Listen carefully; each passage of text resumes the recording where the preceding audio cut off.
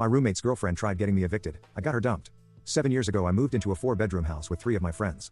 I was the only woman among 3 dudes. One of the roommates was the owner's son. We were all friends in college and, honestly, it was the best 2 years ever living situation-wise.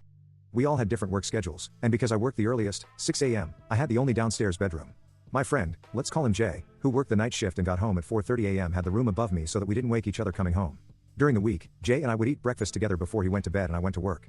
We had a jar in the kitchen we all would throw spare cash in, like $5 to $10 at a time each. That was for common groceries like milk, eggs, basic bread, and occasional house meals and beer, because we were in our early to mid-20s. The rule was always that if you used the last of the common used stuff, you'd take from the jar to cover the cost and grab it from the store ASAP. When we grabbed pizza or I'd make a meal for everyone, we used the same fund. This all is very important. About 5 months into the living situation, Jay met Karen and started dating her. He brought her to one of our game nights to introduce her to us to get a feel for how she'd mesh with us, and all was fine when she thought I was only the girlfriend of another roommate.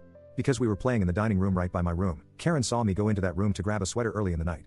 Then she saw my roommate, the one she assumed I was dating, go upstairs to grab his phone charger. The entire vibe changed and she started to ask me who I was dating. She was floored when my roommates confirmed I lived there. I had my own room, and I wasn't dating any of them. She saved face and said she was just surprised I'd want to live with 3 men, and we moved on. Cam, the owner's son, and I were the only ones who realized Karen saw this as a problem. After that, she started coming over right after I got off work and only left when Jay went to work.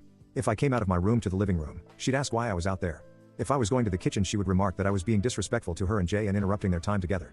If I was talking to Jay when she got there, she'd practically grind on him and shove her tongue down his throat. She even complained that I was ruining the mood by doing my laundry.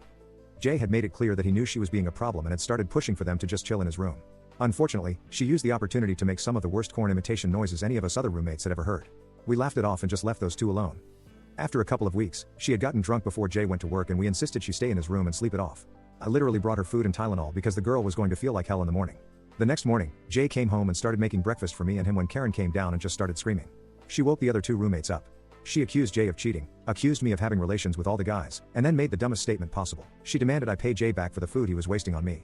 Cam literally grabbed a $5 from the jar and slapped it in Jay's hand. Cam and I had a come to Jesus talk with Jay. We both told him if she couldn't deal with me living there, then she could no longer come over. Jay asked for a week to figure things out, trying to claim she was just caught by surprise when she saw him making me breakfast and not thinking clearly. We gave him a week. In that week, mysteriously the grocery jar was getting raided. We all noticed and talked about it. We noticed my clean dishes were appearing, still clean, in the sink. Little things were disappearing from common rooms and weirdly appearing in my room. Karen was being sweet. She was not exactly covert. Cam and I knew she was sowing chaos but, being curious where this was headed, we just watched. After a week, Cam gets a call from his mom asking if I had been going through something lately. Apparently a concerned party had sent her picture after picture and story upon story about how I was trashing the house and stealing. Karen expected this to get me in trouble. Lucky for me, my landlord was actually worried I was not doing okay and wanted Cam to help me get through it. Cam told me and I started planning my petty revenge. The first thing I did was eliminate the grocery jar. I split up what was in it evenly between the 4 of us and told them that because of the raided stash, I felt it needed to go away.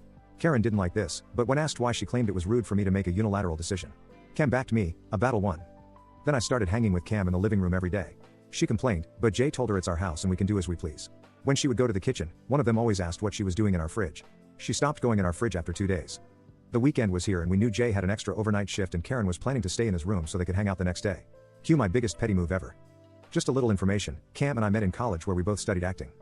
That Friday we hung out in his room, right next to Karen's. We made a bit of a show when Jay left and acted like he could not know that Cam and I were hanging out alone in his room. This caught Karen's attention. We started shaking the bed, 2 nerdy people hip thrusting the end of the bed to give the illusion the spicy thing was going down is quite awkward but oh so entertaining. Within minutes we got a text from Jay asking what we were doing. Cam replied playing video games. After 10 minutes, we stopped the bed shaking and actually did play video games, on mute. When Jay demanded a FaceTime session, he saw exactly what he needed to see, me beating Cam in Mario Party. We cycled through this for a few hours. After a while, we decided to put the finishing touches on it. We made a big deal about me needing to go to my room before Jay got home, and Karen took the bait. We could see the little bit of light being cut off in the slightly open door by her watching. Cam and I stage kissed, and I headed to the living room. Jay came in 10 minutes later to find me watching a movie, normal for me, and asked what was up. I told him I'd been up playing video games all night with Cam. He tells me Karen claimed we were doing the nasty and I told him we didn't. He goes to bed. The next day Jay calls a house meeting without Karen. He tells us she's making claims of us having a relationship and hiding it from him. We say she's full of it. We tell him about the frame job she tried to pull, how she went to Cam's mom to get me in trouble. Jay asked our other roommate if he heard anything from the bedroom. Bro doesn't even flinch and says I heard, me, calling Cam her bitch and the usual Mario Party poop talk. They weren't banging. Jay asked about the grocery jar. We all told him we suspected Karen. The next day he broke up with her for trying to turn him against us. He called her a liar and a thief. A few months later he dated another girl, she was awesome and they're married now. I was a bridesmaid. But the absolute best part, Karen being one of the wait staff and seeing Cam with his wife and me with my fiancé, telling them the story of how we once dry humped a mattress fully clothed to get back at a thief. Yes, Jay knows the whole story, and he didn't mind at all. To address the reason Jay wanted to know if we were actually getting funky, he is the kind of dude who hates useless secrets. If Cam and I were hooking up, he'd be fine with it.